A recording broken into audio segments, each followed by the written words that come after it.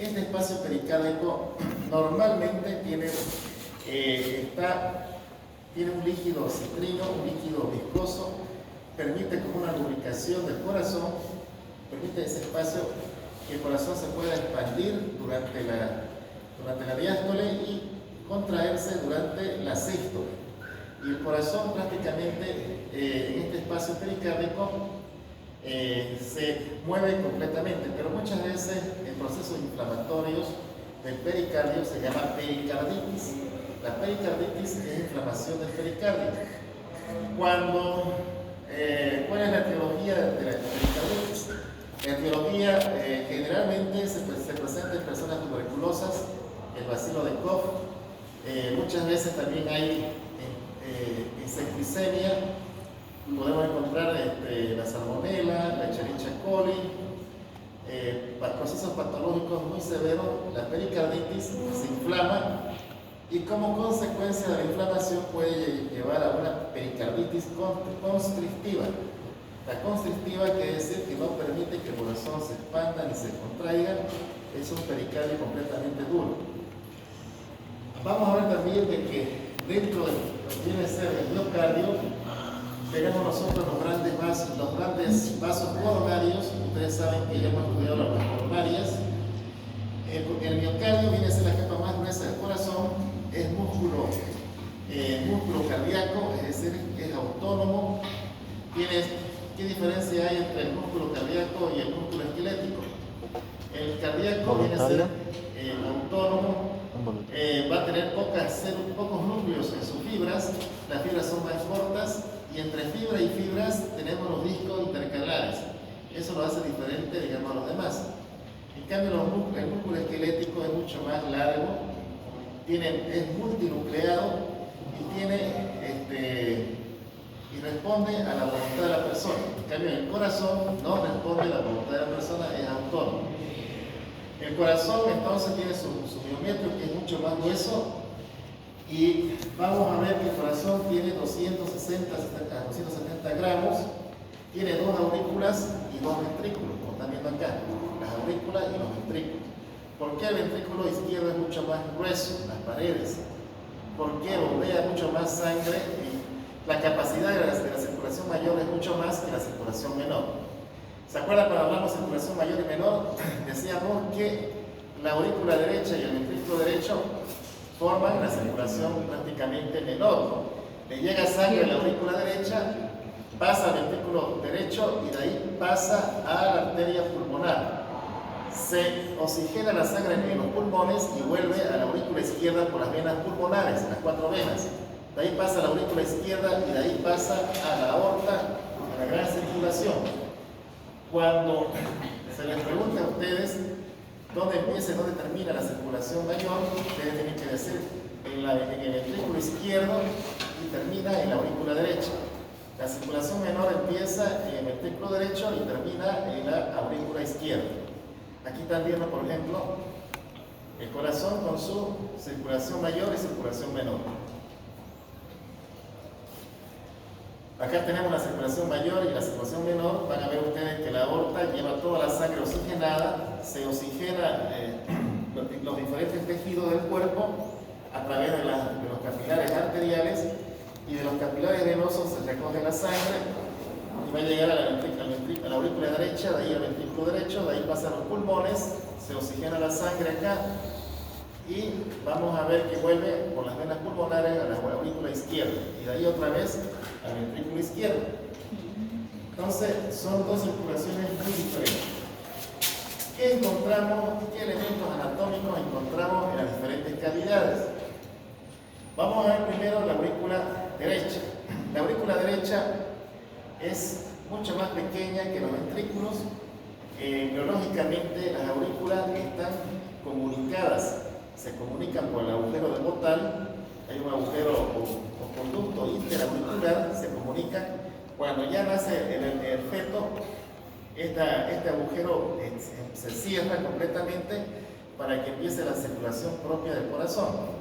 Pero antes se comunican entre aurículas y hay también comunicación entre ventrículos. Pero también se cierra el tabique interventricular y para que tengan una circulación ya separada.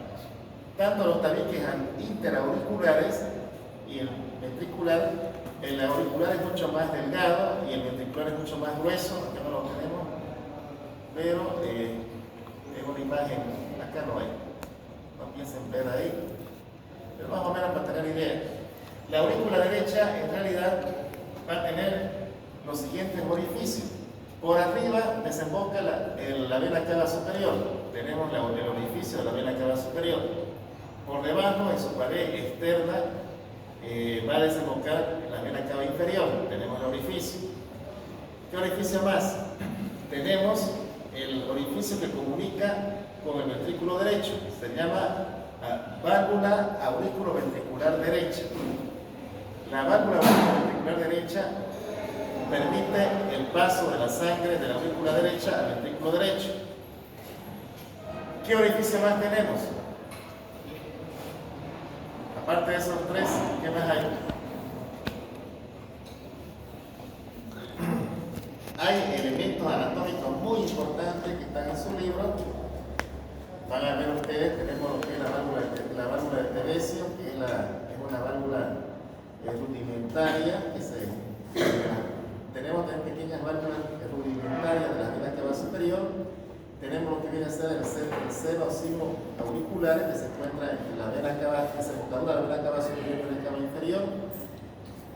Hablando ya del ventrículo derecho, es una cavidad triangular mucho más gruesa que las aurículas, pero mucho menos que el ventrículo izquierdo. El ventrículo derecho también tiene su orificio.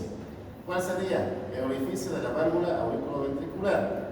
Y el orificio que comunica a la arteria pulmonar, ¿no? Son dos orificios. La aurícula izquierda, ¿qué orificios tiene? Dentro de los orificios naturales tenemos la desembocadura de las cuatro venas pulmonares, dos que vienen del pulmón derecho y dos que vienen del pulmón izquierdo. Son 4 venas pulmonares. Tenemos el orificio de la válvula auriculoventricular izquierda. ¿Ya? Esos son los orificios naturales de la aurícula izquierda. Del ventrículo izquierdo tenemos también orificio auriculoventricular izquierdo y el orificio que va a la arteria aorta. Son 2 orificios. Cuando se pregunten los elementos anatómicos o orificios naturales, tienen que saber eso. Ahora vamos a ver las válvulas. Dijimos que teníamos la válvula auriculoventricular derecha y izquierda. ¿Qué diferencia hay entre ambas válvulas?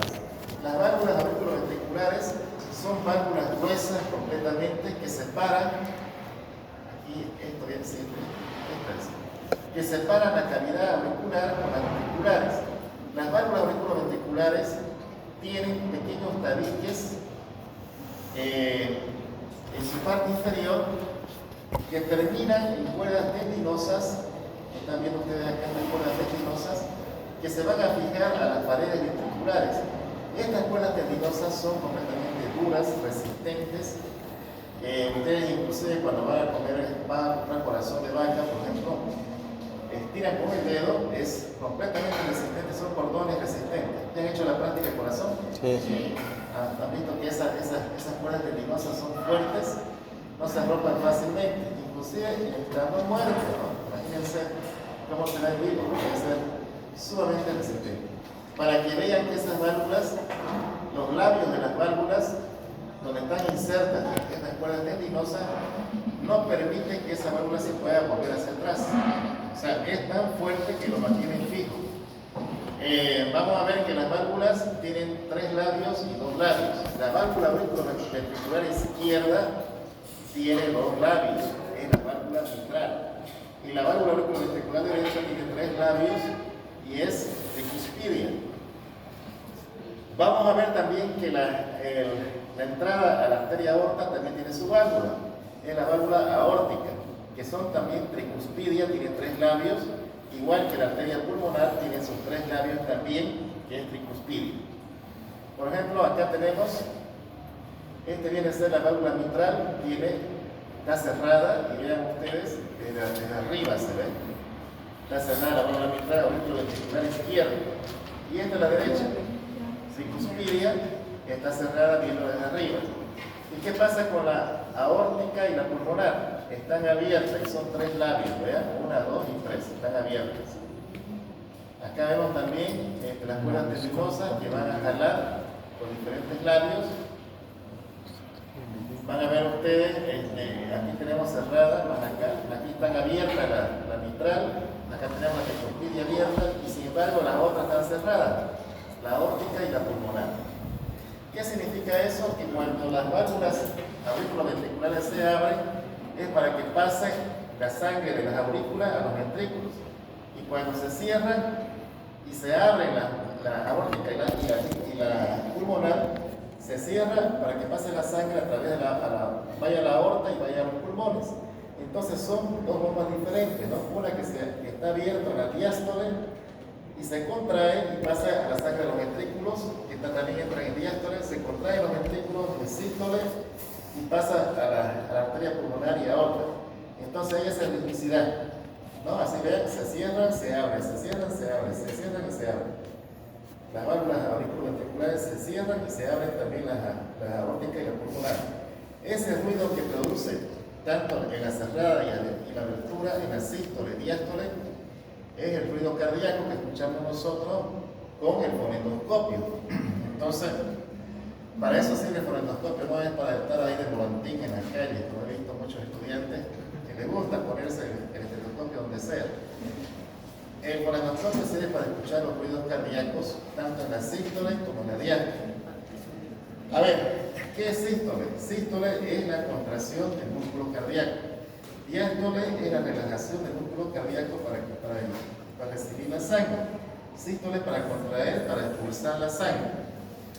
Cuando nosotros estamos en la sístole, por decirle, de los ventrículos, se contraen los ventrículos, la sangre ¿dónde va a pasar? A la arteria pulmonar y la aorta. Pero ¿qué pasa si esa válvula auriculoventricular no se cierra completamente? Van a ver que existen válvulas, unas que se cierran que se llama estenosis y otra que se abre se llama insuficiencia. Cuando se abre y no cierra, o sea, queda permanentemente abierto, se llama insuficiencia. Entonces, cuando hay sístole, la sangre, en vez de pasar a la arteria pulmonar, bueno, pasa también a la arteria pulmonar o aorta, va a volver otra vez a las aurículas. Y ese ruido que produce es como un soplo.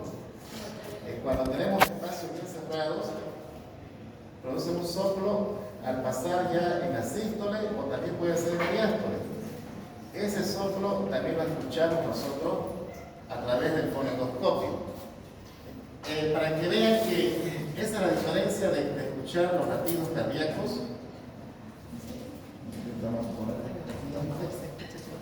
Siento mucho. ¿Alguna vez has escuchado eso?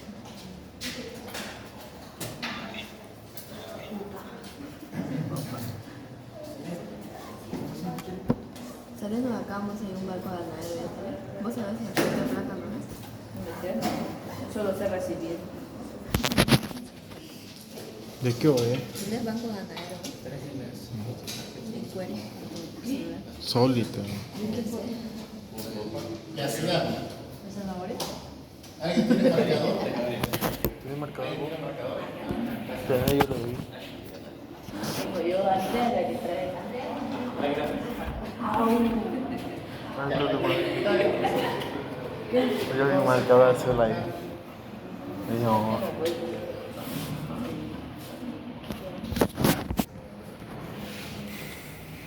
ay, va a ser una vez.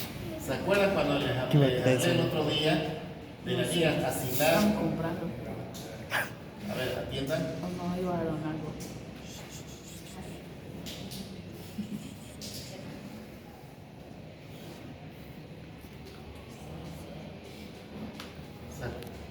Bueno, tenemos nosotros líneas axilares, una que es la línea axilar media, y de la axila hacia abajo. ¿Se acuerdan que dijimos línea axilar media? Línea axilar media. Y tenemos la línea axilar anterior, que es de la mitad de la clavícula, de la mitad para abajo.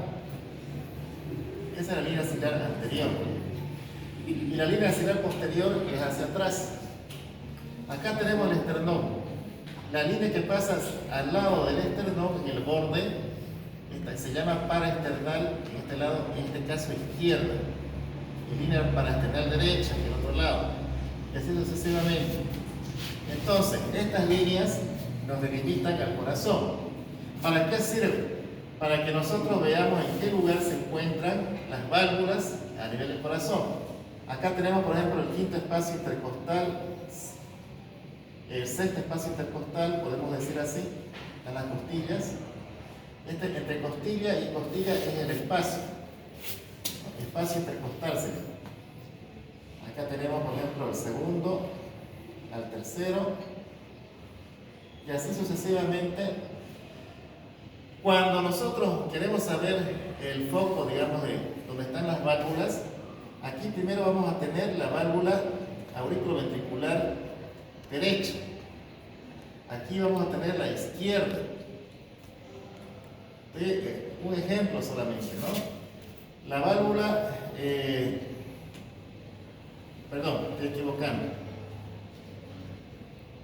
Esto no es acá. La válvula auriculoventricular izquierda más o menos se escucha acá, en el quinto espacio y sexto espacio intercostal. Acá se escucha la válvula que viene a ser la pulmonar y aquí la aórtica. ¿Ya? Son cuatro lugares donde encontramos nosotros, escuchamos bien los ruidos cardíacos. Entonces, a nivel de la quinta y sexta espacio intercostal, línea axilar anterior, se escucha lo que es la válvula auriculoventricular izquierda. La auriculoventricular derecha y el espacio segundo y tercero intercostal, línea paraesternal izquierda. Y el otro se escucha mucho más arriba, también segundo y tercer espacio intercostal, pero en línea axilar anterior. Y la arteria pulmonar al otro lado del espacio del borde intercostal derecho. Entonces, estos focos foco pulmonar, foco aórtico, foco auriculoventricular derecho e izquierdo, lo escuchamos en estos diferentes lugares. Cuando ustedes quieran escuchar la válvula pulmonar, van a poner su fonendoscopio a ese nivel de allá. Entonces, por eso que vemos acá una cosa, otra. A veces escuchamos la auriculoventricular izquierda un poquito más abajo, a veces por detrás también se escucha, depende de la persona. Cuando la persona es gordita cuesta mucho escuchar los ruidos, pero cuando es delgada se escucha bastante bien. Bien, eso en cuanto a los ruidos cardíacos que pueden ser normales, como también o patológicos o anormales. Decíamos que cuando la válvula no se cierra y queda permanentemente abierta, no tan abierta, o sea, algo se cierra, se llama insuficiencia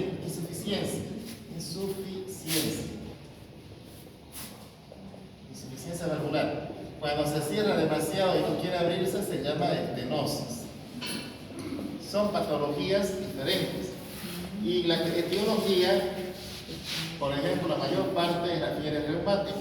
Son las infecciones que hay a nivel de la sangre que pueden ocasionar estos problemas cardíacos. Y el resto viene a ser malformaciones genéticas.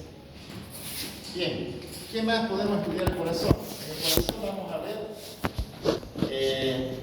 que para el funcionamiento necesita de un sistema nervioso, como cualquier parte del cuerpo, necesita del estímulo nervioso. Y vamos a encontrar lo que se llama el sistema sinoauricular, y el sistema auriculoventricular y el sistema de Purkinje. Ya tenemos la circulación mayor, la circulación menor. Acá, por ejemplo, en el sistema de conducción cardíaca, tenemos el sistema sinoauricular que empieza a nivel de la aurícula derecha, se encuentra entre la válvula, ya les decía, entre la desembocadura de la cava superior y de la cava inferior, tenemos el nódulo sinoauricular que estimula prácticamente las aurículas. Luego tenemos el nódulo que se encuentra a nivel auriculoventricular, más o menos a nivel del tabique, se llama el nódulo auriculoventricular o de Achof-Tawara. También se encuentra a este nivel y va a irrigar tanto las aurículas como los ventrículos. Y luego tenemos las fibras de Purkinje que terminan en las paredes ventriculares y va a irrigar prácticamente los ventrículos. O sea, son tres sistemas de conducción: el nódulo subauricular, el nódulo auriculoventricular y la fibra de Purkinje. Bueno, sigamos. Estos mandan estímulos eléctricos para que los músculos cardíacos se vayan a contraer y relajar, y es un sistema de conducción autónomo, es decir, en el sistema, cuando hablemos en la próxima clase de neuroanatomía, vamos a ver que el sistema autónomo está conformado tanto por la adrenalina y noradrenalina, o simpático o parasimpático. Mientras uno frena, el otro estimula. Entonces, es una conducción, digamos, autónoma del corazón. Tenemos es un sistema en el cual automáticamente se contrae, se relaja, sin la voluntad de la persona. Es un músculo que está permanentemente contrayendo, relajándose. Si ustedes, digamos, así digan, me voy a morir, me voy a parar el corazón, que es difícil porque el corazón sigue latiendo como una batería. Luego tenemos lo que viene a ser la irrigación. La irrigación, acá por ejemplo tenemos el sistema de inervación cardíaca. Como les decía, este sistema no solamente tiene un sistema propio, sino que también llega también al corazón fibras simpáticas y parasimpáticas de otras partes del cuerpo. Por ejemplo, la cervical superior, la cervical media, la cervical inferior. A nivel del cuello tenemos fibras cervicales que van a llegar hasta el corazón para irrigar. Entonces también tenemos nervios vagales superiores, vagales inferiores, nervios cardíacos. ¿Por qué es importante la región del cuello? Ustedes han visto que alguna vez en las noticias, golpes que se presentan a nivel cervical producen un síncope cardíaco, ¿no? Aquí tenemos bastantes flexos simpáticos y parasimpáticos en la parte lateral del cuello, y cualquier golpe que se reciba a ese nivel va a afectar directamente al corazón. Puede provocar un síncope, un paro cardíaco, inclusive hasta la muerte súbita de la persona. Eso se ha visto, por ejemplo, en patadas que hemos visto por la televisión, ¿no? Que han fallecido, fueron de tal. Entonces, son áreas delicadas del cuerpo humano. La irrigación se la presenta a través de las arterias coronarias. Ya hemos hablado, las arterias coronarias son ramas del callado de la aorta. Entonces, la irrigación es gracias a las arterias coronarias. Hasta ahí sería el tema del corazón. Un poquito vamos a empezar lo que es neuroanatomía antes que se vaya. Tenemos tiempo todavía. Entonces, vamos a empezar neuroanatomía.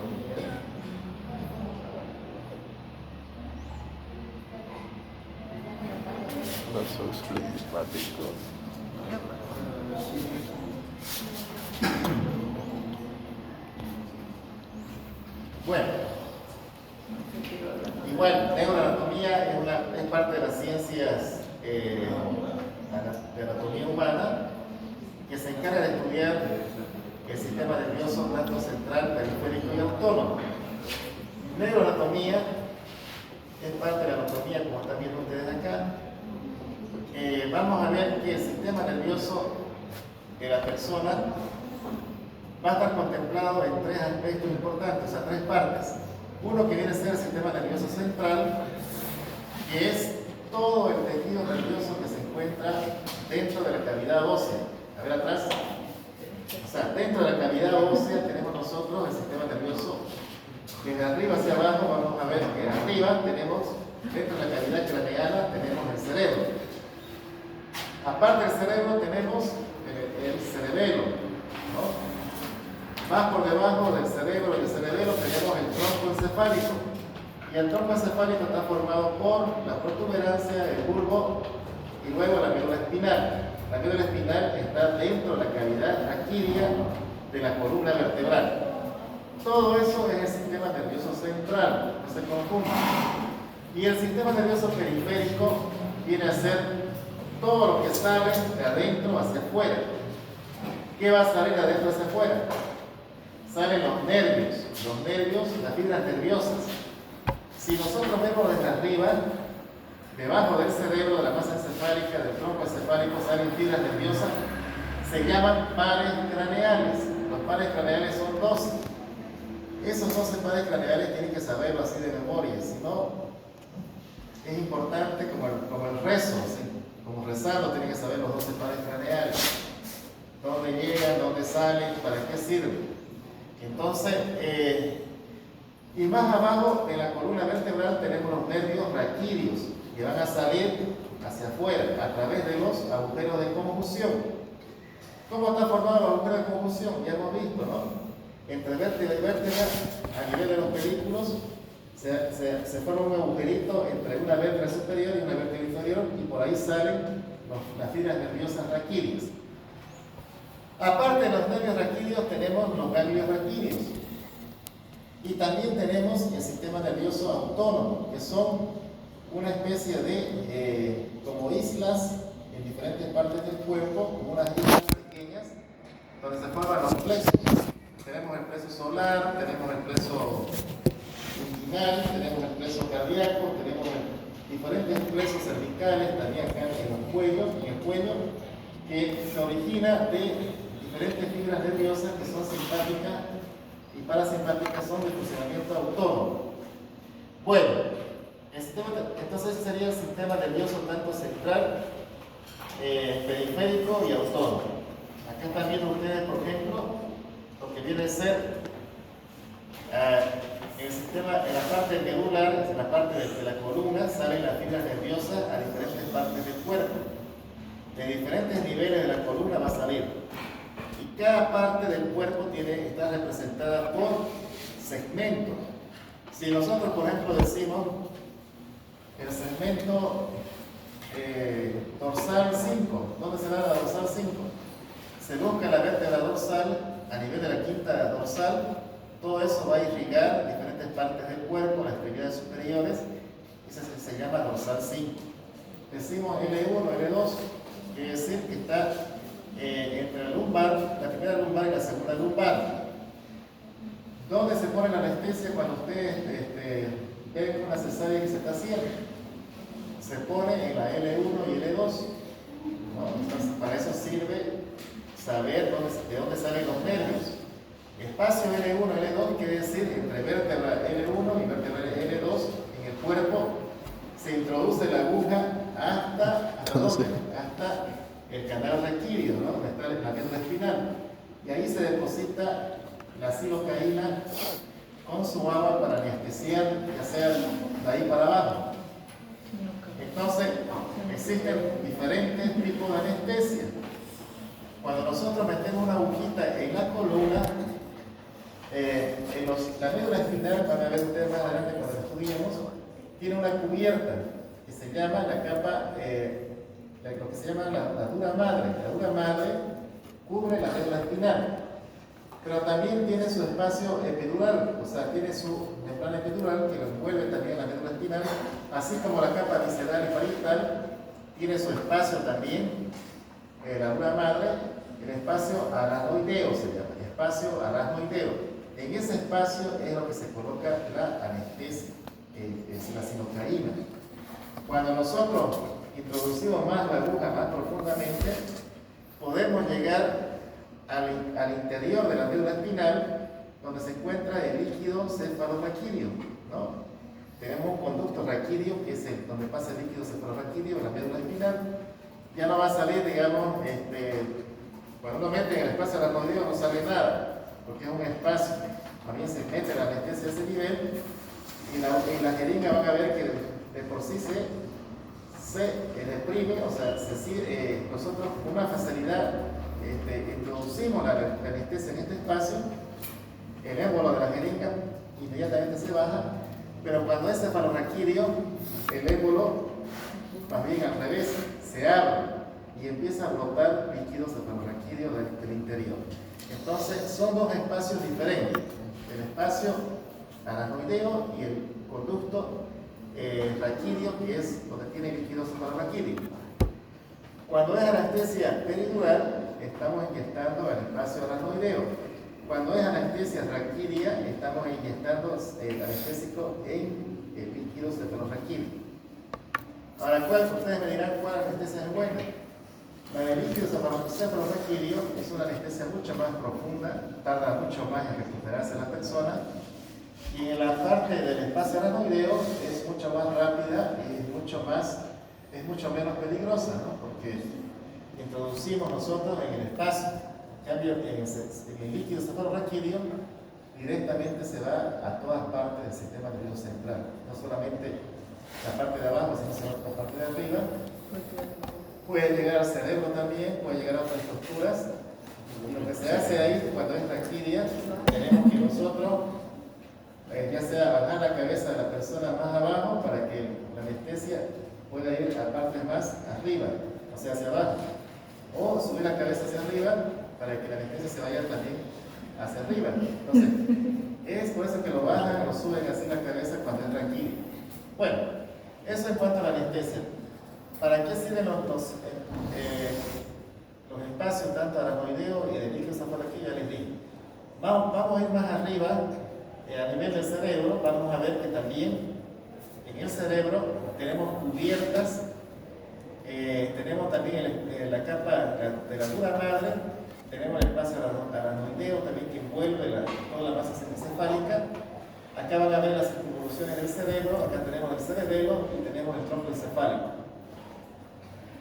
Bueno, para su estudio, siempre empezamos por la médula espinal, de abajo hacia arriba empezamos. Vamos a ver que la médula espinal tiene la forma de cordón cilíndrico aplanado de adelante hacia atrás, como están viendo ahí. Es una médula espinal en la cual tiene dimensiones de longitud, tiene una longitud aproximada, acá tenemos entre 43 a 45 centímetros, una circunferencia de 38 milímetros. ¿Y cuáles son sus límites? Sus límites serán por arriba. Si ya les decía, se va a comunicar hacia arriba con el tronco encefálico, empezamos por el bulbo raquídeo.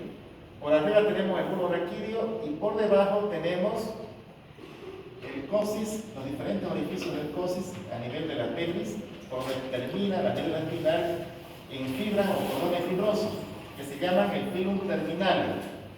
Entonces la médula espinal empieza en el bulbo y termina a nivel del coxis, del sacro, ¿no? Ustedes han visto el sacro y el coxis, a nivel del coxis. A nivel del huesito pequeñito, el último, el coxis.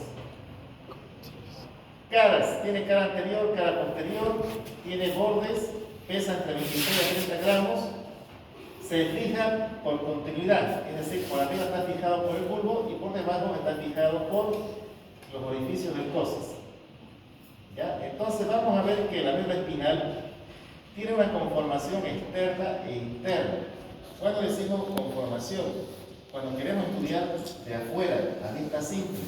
Interna quiere decir cuando nosotros ya hacemos los cortes, diferentes cortes para ver por dentro cómo está constituido.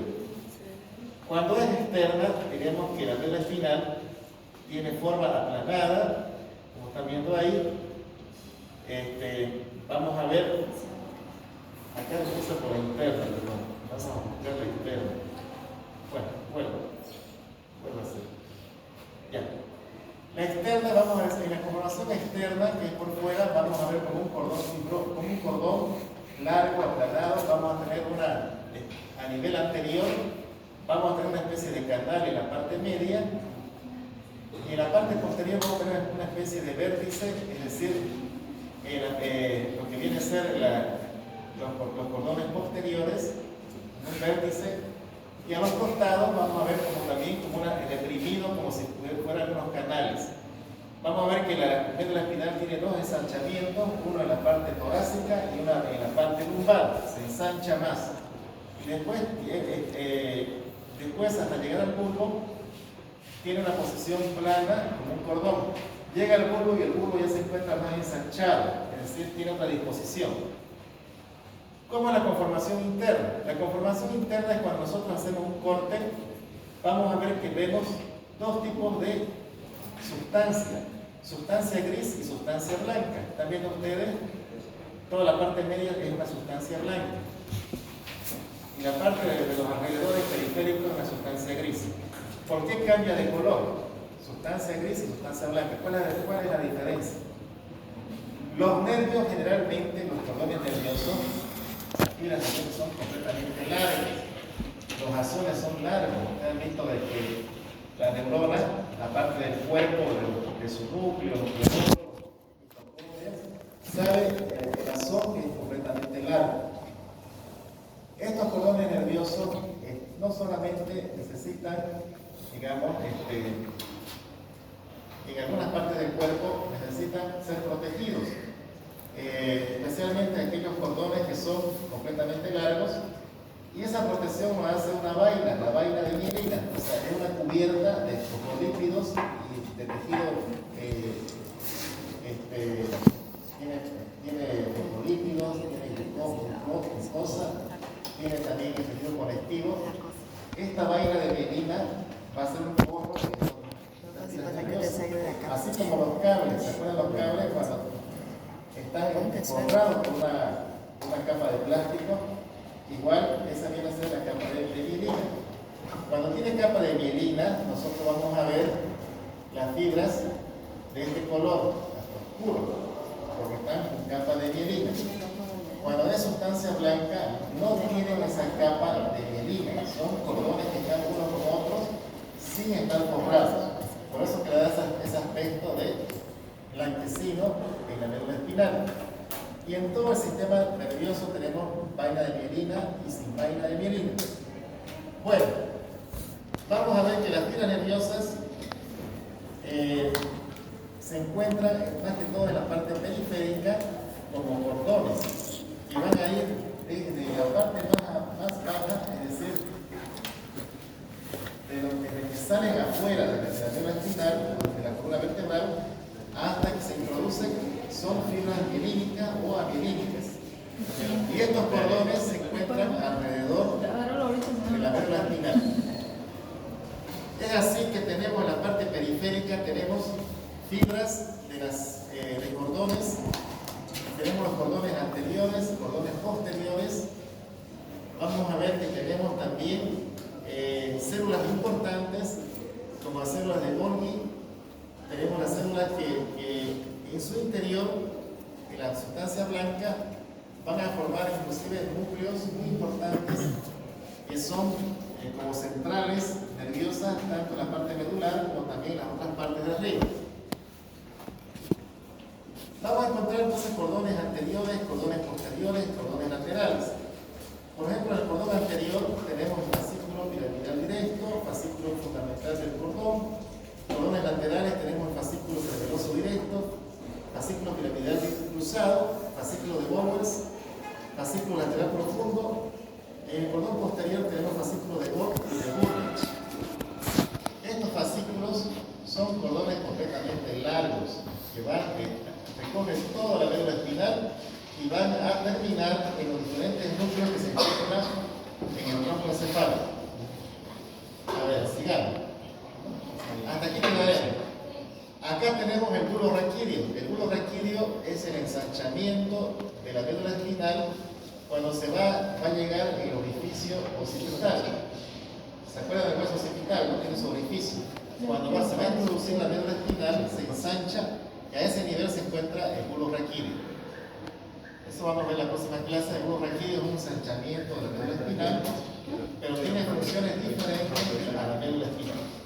Bien, hasta aquí quedaremos. En la próxima clase mañana vamos a hacer neuronomía hasta donde podamos, y estoy seguro que después de sus vacaciones va a ser el examen del segundo parcial.